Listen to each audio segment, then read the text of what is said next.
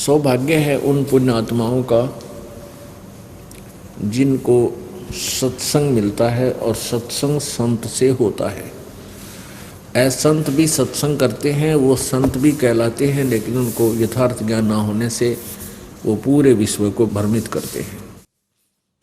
क्या बता रहे हैं?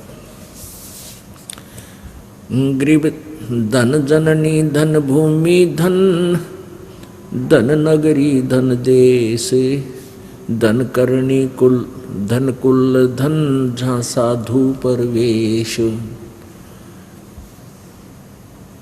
आदरणीय गरीबदास साहिब जी परमेश्वर कबीर जी यानी परम अक्षर ब्रह्म का साक्षात्कार करने के उपरांत ये वही ज्ञान बोल रहे हैं जो परमात्मा ने उनके अंतःकरण में फीड कर दिया।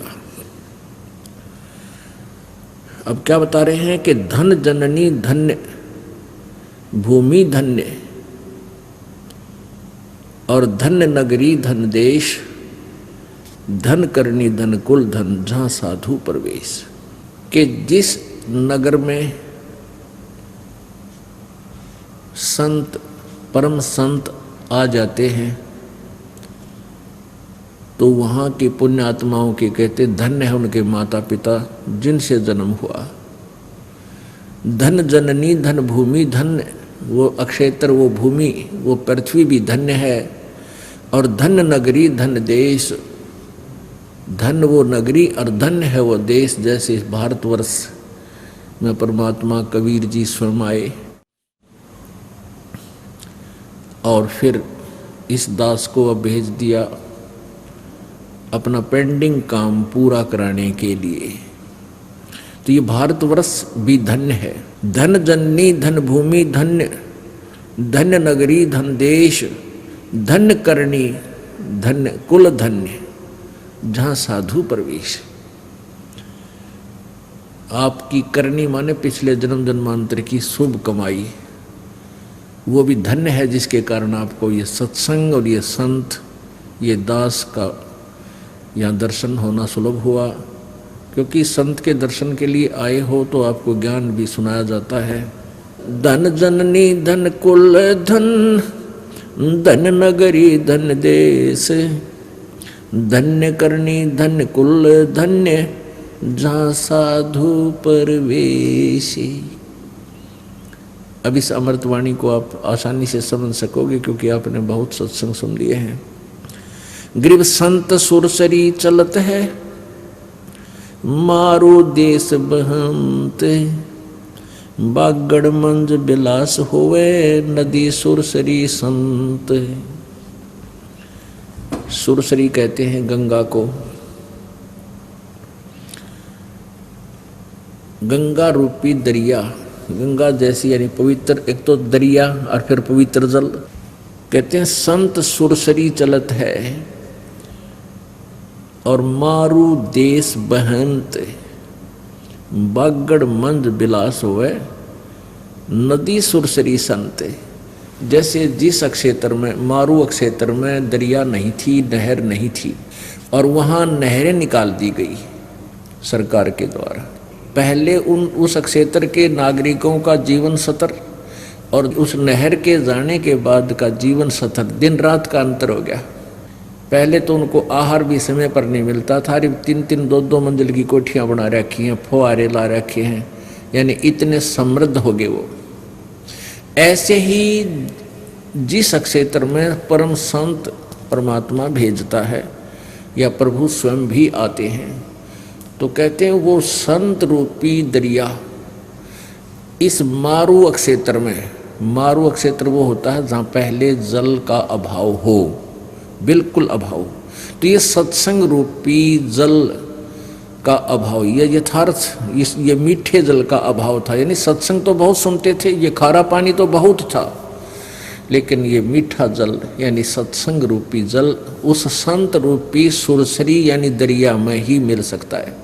तो वो संत रूपी दरिया जहाँ से बहती है, जहाँ पर वो चल रही है, तो वहाँ आसपास के अक्षेत्र की पुण्यात्माएं उनके पास आकर के और फिर अपने अंतःकरण की सिंचाई कर लेते हैं और फिर वो सभी सुखी हो जाते हैं। उस परमात्मा के सत्संग रूपी जल की सिंचाई से आपके अंतःकरण में भगवान की भक्ति रूपी फसल बन जाती है, तैयार होती है। संत सुरसरी चलत है मारू देश बहंत, धन करणी धन कुल धन जा साधु, धन जननी धन भूमि धन धन नगरी धन देश, धन करणी धन कुल धन जा साधु परवेश। ग्रीव संत सुरसरी चलत है ये मारू देश बहंत, बागड़ मंज बिलास होवे नदी सुरसरी संत। बागड़ उस क्षेत्र को कहते हैं जहाँ जल का अभाव हो, दरिया ना हो, उसको बागड़ क्षेत्र बोलते हैं। तो कहते उस बागड़ में भी नदी नहर जाने के बाद सबके ठाठ हो जाते हैं।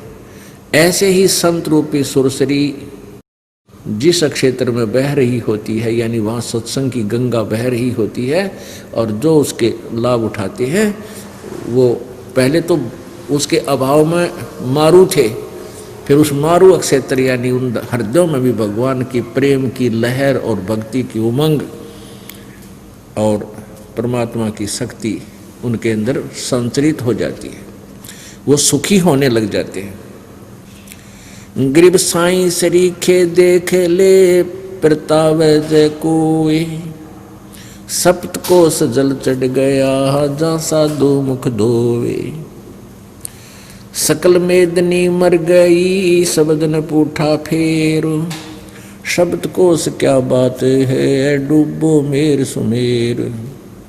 ग्रीब ऐसे साधु संत जन पार ब्रह्म की जात, सदा रते हरि नाम स्यों अंतर नाही गात। ग्रीव साध अगाध अपार जन परमानंद सो प्रीत, कहबत के तो संत है वे अवगत अलख अतीत। महिमा की जय संत की तन मन धन सब दे, सिर मांगे टाला नहीं मोर ध्वज लख ले। अपने आत्मा इन नकली संतों ने ओरिजिनल संतों की भी महिमा को डाउन कर दिया। इस वाणी में, अमृत वाणी में, सूक्ष्म वेद की अमृत वाणी में क्या बताया है कि महिमा की जय संत की तन मन धन सब दे। ओह, संत अगर आपको मिल जावे, कहते हैं उनका सत्कार कर, उनको तन मन धन न्योछावर कर दे, और सिर मांगे, शीश भी मांगे तो टाला नहीं, मना नहीं करे, मोर ध्वज लख ले। राजा मोर ध्वज के घर पे श्री कृष्ण और अर्जुन भेष बदलकर साधु रूप में गए थे। राजा मोर ध्वज अपने पुत्र तामर ध्वज को राज्य गद्दी प्रदान करने की शिरोमणि कर रहा था, राज्याभिषेक करना चाहता था। तो उस समय उसने एक यज्ञ कर रखी थी, उसमें श्री कृष्ण जी और अर्जुन भेष बदलकर चले गए साधु रूप बना के। पहले संत जो होते थे उनकी वचन में शक्ति होती थी, सिद्ध पुरुष हुआ करते थे, और उसमें के नागरिक भी उन संतों के वचन को फाइनल मानते थे। मोरध्वज राजा से श्री कृष्ण जी ने कहा, उन्होंने एक माया का शेर साथ बना लिया, सिंह, और कहा कि मेरे शेर को मांस खिला। ये किसी मतलब जानवर का मांस नहीं खाएगा, ये मनुष्य का मांस खाता है। और मनुष्य में भी समझ ले कदे कहीं किसी पल्लेदार न पकड़ जावे, नहीं, ये तेरे परिवार के एक सदस्य का मांस खाएगा, और जो सदस्य आज इस शेर का, हमारे सिंह का आहार बनेगा, वो सीधा स्वर्ग को जाएगा। तो उस समय संत होते थे वो परमात्मा तुल्य ही होते हैं। जैसे श्री कृष्ण जी की शब्द में भी शक्ति है, और समय रहते हुए वो किसी भी व्यक्ति को ये लीला की थी, मोर ध्वज ताम्र ध्वज को आरे से चरवा दिया, जीवित कर दिया। इतनी शक्ति संत में, आम जो सही संत होते हैं उनमें मिल जाती है। तो उस समय के व्यक्तियों को ये विश्वास था कि संत जो होता है वो जो बोलता है उसका आगे का पालन करना चाहिए, वो मिथ्या नहीं होता। तो उन्होंने फाइनल मान लिया कि आज जिस भी प्राणी की मृत्यु होगी, यानी जिसका भी सिंह को मांस खिला जाएगा, वो स्वर्ग जाएगा। और स्वर्ग पाने के लिए तो मृत्यु तो होनी ही है, इतना ज्ञान था उनको। और इतना आसानी से स्वर्ग मिल रहा है, ऐसा सु और फिर नहीं मिलेगा। इस बात को सच्ची मानकर, संतों की वचन को सत्य मानकर, तीनों जनों ने अपने अपना सिर देने के लिए पहल की।